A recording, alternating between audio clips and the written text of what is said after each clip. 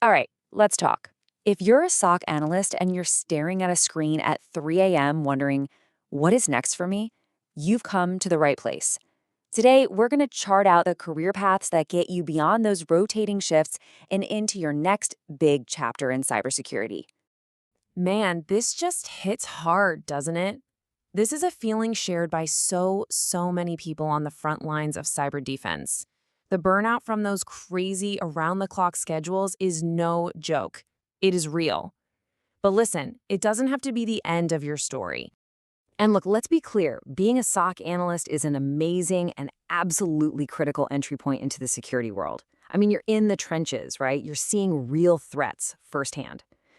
But that 24/7 reality, well, that's exactly why so many talented analysts start looking for what's next. And that's really the core idea for today. I want you to start thinking of your time in the Security Operations Center not as the final stop, but as a powerful launch pad. Seriously, the skills you're grinding out every day are the foundation for a long, sustainable career with a much better work-life balance. So that's the big question, right? You've put in the hours, you've proven you can handle the pressure, and you have this incredibly valuable real-world experience. So you know what? Let's stop talking about the problem of burnout and actually start mapping out the solution. Let's talk about your career progression. Okay, let's really dive into this. We're going to look at two main avenues that branch out from the SOC, and each one offers a totally different focus, a different lifestyle, and most importantly, a move away from just reacting to alerts all day and all night. Now, what's so interesting here is the fundamental shift this shows. You're literally moving from a reactive, always-on-call posture to a proactive one that mostly operates during normal business hours. You go from chasing incidents after they happen to building the systems and strategies that stop them from happening in the first place.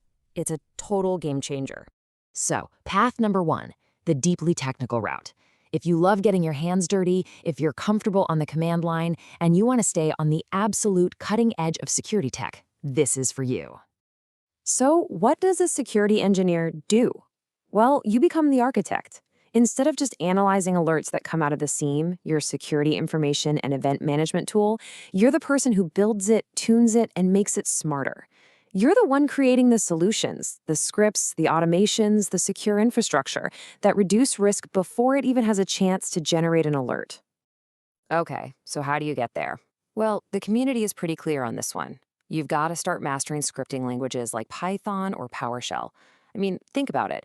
You probably have a repetitive task you do every single day, right? Like checking an IP against a bunch of threat feeds. Imagine writing a simple script that turns that 5-minute task into a 5-second one. That right there, that's the engineering mindset. You'll also want to go deep on cloud architecture and think about vendor certs for whatever tools your target company is using, like from Cisco or Palo Alto Networks. And then, of course, there's the dream job for so many people, the pen tester. This is an awesome role where you actually get paid to think like a hacker. But, and this is really important, you have to know this is usually an advanced position. Most successful pen testers have already built up a solid foundation with several years of experience in roles like security engineering. All right, now let's completely pivot. What if that super deep, hands-on keyboard technical path isn't really your vibe? Well, there's another equally powerful option. This path is less about breaking things and a lot more about high-level strategy, process, and let's be real, a much more predictable schedule. As one user so beautifully put it, GRC, baby. Governance, Risk, and Compliance, or GRC, is a hugely popular and respected path for SOC analysts who are looking for a change of pace. It's strategic, it's influential, and it is definitely a day job. So in GRC, you're basically the translator. You take these high-level security frameworks like NIST or ISO 27001, and you figure out how to apply them to the company's day-to-day work. For instance, a GRC analyst might have to explain to management why the company needs to spend money on better log retention. Well, guess who has the perfect story for that? You. Coming from the SOC, you can give them a real-world example of an incident that was a total nightmare to investigate because the logs were gone. That first-hand experience is gold. And a role that's closely related is vulnerability management. This is a super foundational security job that's all about finding and fixing weaknesses. And you want to know the best part? It's famous for having a great work schedule with very, very little on-call work. It directly solves that SOC burnout problem. Okay, so we've seen the destinations. We know where we can go. Now, let's talk about the map. How do you actually get from your SOC analyst chair to one of these awesome roles?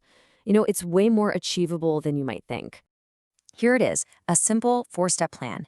Step 1, just immerse yourself in the world you want to be in. Read the NIST frameworks if you're thinking GRC, or dive into API documentation for engineering.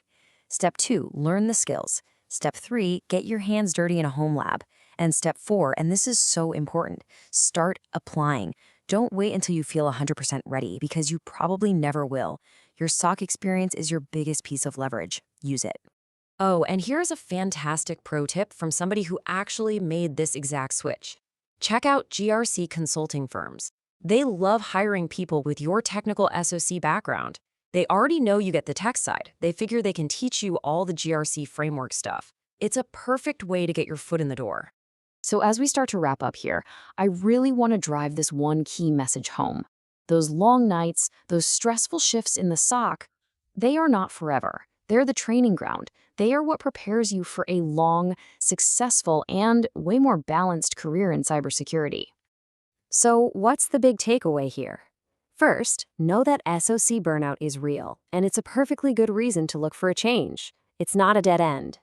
Second, you have clear options, whether you want to go super technical with engineering or more big picture with GRC. Third, both paths offer that amazing work-life balance. And finally, never forget that your SOC experience is the #1 asset that's going to get you there. And that's really what this all boils down to. This isn't just about running away from a tough schedule. It's about taking control. It's about consciously designing the next phase of your career to be something that you find genuinely interesting and that you can sustain for the long haul. So, I'll just leave you with this one question. You have laid an incredibly strong foundation in one of the toughest jobs in technology.